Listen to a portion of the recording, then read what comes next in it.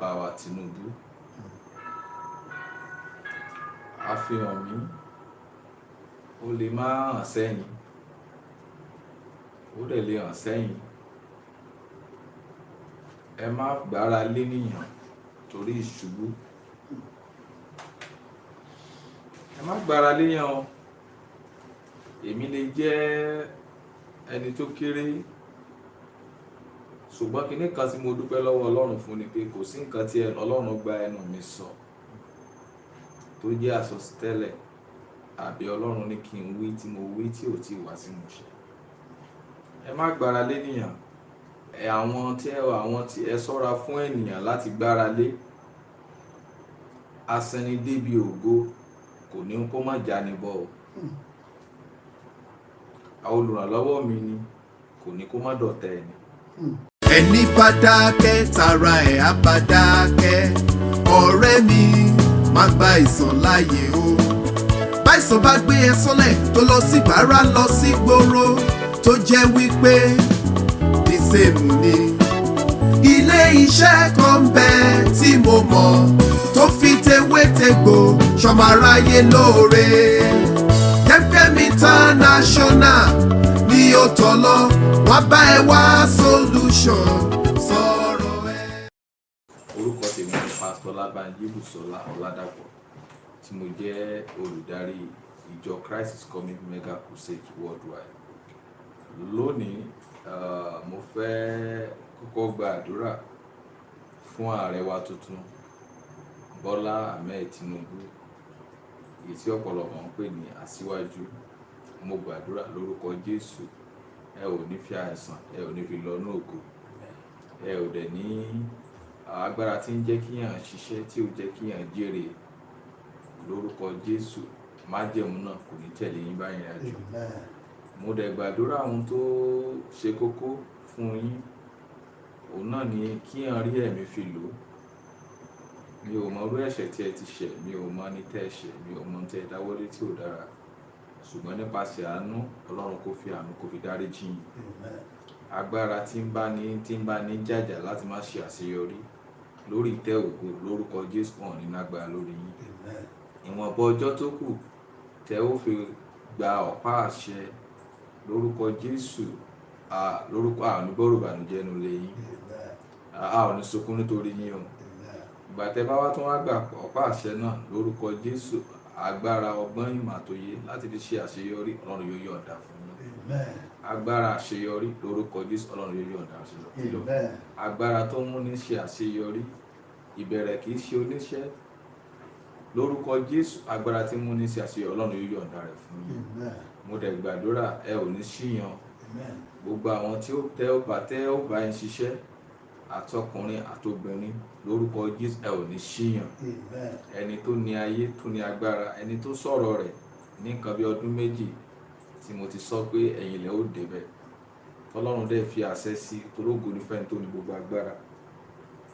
Ọlọ́run náà kò wá ní jẹ́ kí ẹ ṣe, ẹ ò ní jẹ̀bi ìrìn àjò ẹ o. Èmi náà tí mo wá ń sọ tó ọ̀pọ̀lọpọ̀ tá bá pè mí wá ní Pasito Tinubu, lórúkọ Jésù mi ò ní dẹni àsọnù. Àṣẹ́gun bẹ́ẹ̀ ni kò yí padà. Gbogbo ẹ̀yin tí ẹ ń wò wá náà nílé lóko, mo súre fún yín lónìí nípasẹ̀ agbára tó ń bẹ ní orúkọ Jésù, ní kìí ṣe nípasẹ̀ agbára tèmi. Torí a sọ pé a ti fún wa lórúkọ tó ju orúkọ lọ náà, lórúkọ Jésù Kristi. Mo wí lónìí bí wòlíì Ọlọ́run tó sọ àtàgẹ́lẹ̀ kan lóògùn ilé kí o lè dádúró. Látòní lọ èmi àti àwùjọ ra àánú gbà. Àti Alóore TV lórúkọ Jésù àwùjọ ra àánú gbà. Ojú Ọlọ́run kò ní fi wá sílẹ̀. Alákọ̀ọ́kọ́ tí mo kọ́ fẹ́ sọ̀rọ̀ lórí ẹ̀ lónìí, mo fẹ́ sọ̀rọ̀ nípa bàbá wa Tinubu. Àfihàn mi ó lè má hàn sẹ́yìn, ó dẹ̀ lè hàn sẹ́yìn. Ẹ má gbára lé níyàn torí ìṣubú. Ẹ má gbára léyàn o. Èmi lè jẹ́ ẹni tó kéré, ṣùgbọ́n kinní kan tí mo dúpẹ́ lọ́wọ́ Ọlọ́run fún ni pé kò sí nǹkan tí Ọlọ́run gba ẹnu mi sọ tó jẹ́ àsọtẹ́lẹ̀ àbí Ọlọ́run ní kí n wí tí mo wí tí ò tí wá sí ìmúṣẹ. ẹ má gbára lé nìyàn.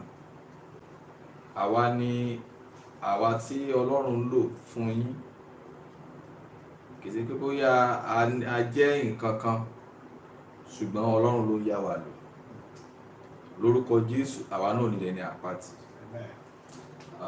Lórúkọ Jésù ẹ ó rí àṣẹ náà gbà. Òtítọ́ ọ̀pọ̀lọpọ̀ sì ń wò pé báwo ló ṣe máa ṣe ṣe, ó máa ṣe ṣe. Àwa ti sọ fún wọn láti bẹ̀rẹ̀ pé n tó lọ́rùn lọ́wọ́ sí ni, kì í ṣe agbára yín, kì í ṣe mímọ̀ ṣe yín. Àwa tá à ń sọ̀rọ̀ láti jọ ìgbọ̀n sáà tó súnmọ́ yín báyìí kọ́lọ́pàá má mú yàn. Bọ́lọ́run ṣe ṣe nìyẹn. Ṣùgbọ́n lórúkọ Jésù ẹ ò ní jábọ́ níbi ògo. Mo gbàdúrà ẹ ò ní jábọ́ níbi ògo. Àwọn tí ẹ ṣọ́ra fún ènìyàn láti gbára lé, asẹni débi ògo kò ní kó má jáni bọ́ o. Àwọn olùrànlọ́wọ́ mi ni kò ní kó má dọ̀tẹ̀ ẹni. Inú mi ò bá dùn tẹ́ ẹ bá tiẹ̀ tí ra àwọn fídíò mi rírí rárá, ṣùgbọ́n ilé màá fẹ́ kẹ́ ẹ wà gbogbo ẹ̀yin ẹgbẹ́ APC àbẹ́yìn tẹ́ súnmọ́ wọn, tẹ́ bá lórí ọ̀fẹ́ láti rí fídíò ẹ bá mi sọ fún wọn. Mo wà nínú ìrìn àjò wọn, mo sọ láti ilẹ̀, kò rẹ̀ sí tí wọ́n ó ṣe tí Olúwa ò ní fi hàn mí. Kì í ṣe pé bóyá nípa agbẹ́fẹ́ jẹun, abẹ́fẹ́ múnú lé, abẹ́fẹ́ wọṣọ. Èmi ò ṣe wòlíì tí ń rìnà àwọn ara ohun ẹ̀mí lèmi máa ń sọ. Èmi ò dẹ̀ ṣe wòlíì ìránṣẹ́ pásítọ̀ lèmi. Ntọ́lọ́run bá dẹ̀ fi hàn mí, òun ni màá sọ.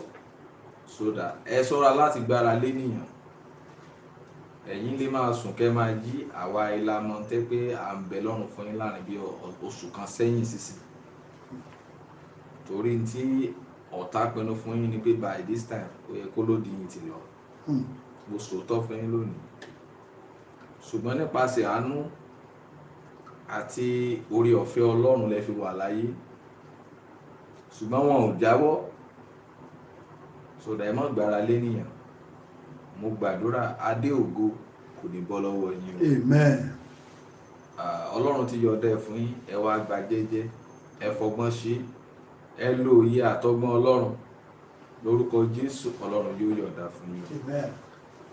Ṣọ́ọ̀ṣì ẹ̀yà tún sọ lẹ́ẹ̀kan sí. Òjò ti bẹ̀rẹ̀ báyìí. Òjò ẹ̀ tiẹ̀ ń disturb. Gbogbo ẹ̀yin tá à ń tọrọ oore ọ̀fẹ́ lọ́wọ́ yìí, ohun tó ń ṣẹlẹ̀ òní ni May 1st.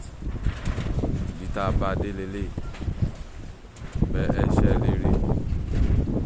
Ibi tá a bá dé nù. Kọ́lọ́run kó tó ní ayé àtọ̀run kó ràn wá lọ́wọ́. Gbogbo ẹ̀yin tọ́lọ́run dẹ̀ lò. Ibi tá a bá dé lélẹ̀. Ojú ẹ máa rí bí omi ẹsẹ̀ sùn ní fàtẹ́gùn. Ojú ẹsẹ̀ sùn ní ìsìn fẹ́ àtẹ́gùn. Gbogbo òjò ẹnu chọ́ọ̀chì ló ń lọ. Níta fi ń tọrọ ìrànlọ́wọ́ lélẹ̀. Kò ṣe fún nǹkan mi. Ẹ ti rí òjò ẹ bá rọ̀ ẹ ti rí kó ṣe rí. Òjò ẹ tó bá ti rọ̀ báyìí ní ìsìn chọ́ọ̀chì.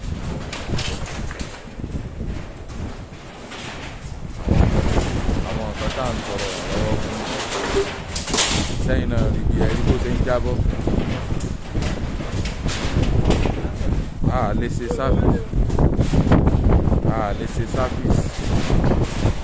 Ṣẹ́tì rí gbogbo ẹ̀yin tí à ń tọrọ ìrànlọ́wọ́ lọ́wọ́ yín.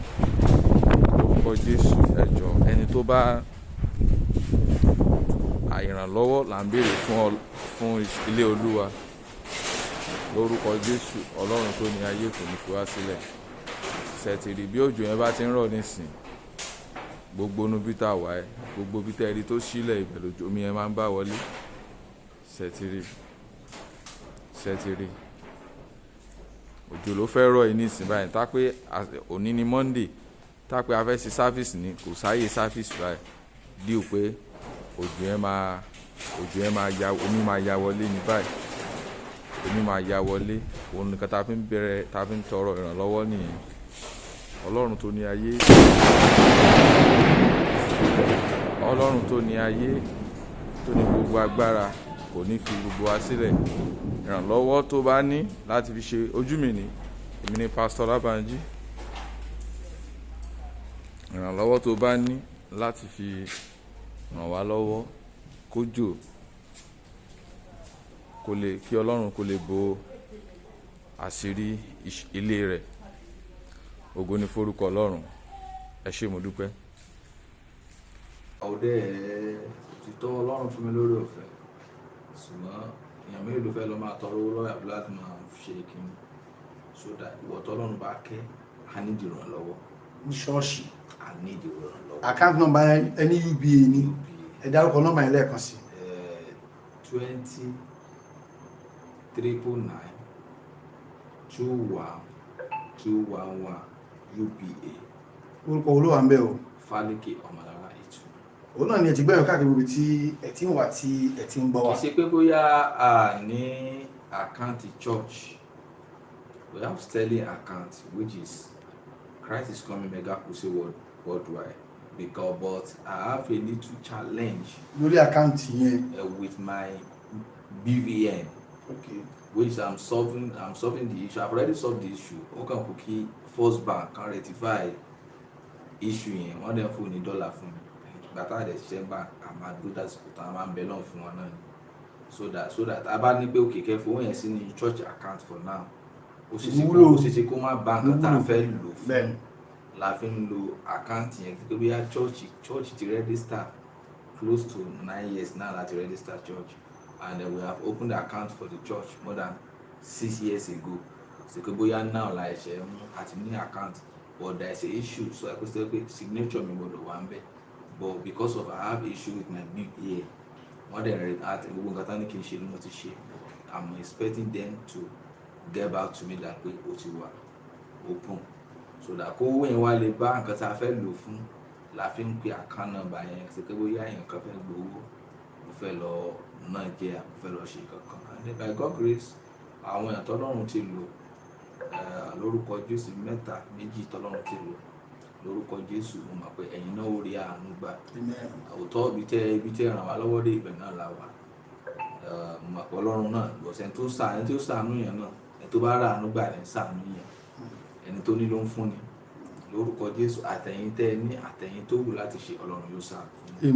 Bọ̀ wá ní ìrànlọ́wọ́ yẹn kó jẹ́ yẹn kan bùkátà wa, nǹkan tá a nílò kò sí nǹkan tí rẹpẹtẹ, ṣùgbọ́n afẹ́kọ́fà àti ti sọ̀rọ̀ wíńdò àti sọ̀rọ̀ lẹ́kùn, so that afẹ́kọ́fà, and very soon àti gbàgbé Ìkòròdú, but what we are doing now is that pé káàtì ọkọ yẹn ju bì kan náà tí wọ́n bá ní ẹtì bí kan bá wà tá a ṣe pè tá a ṣe dúró sí dáadáa, so that from there we can move around.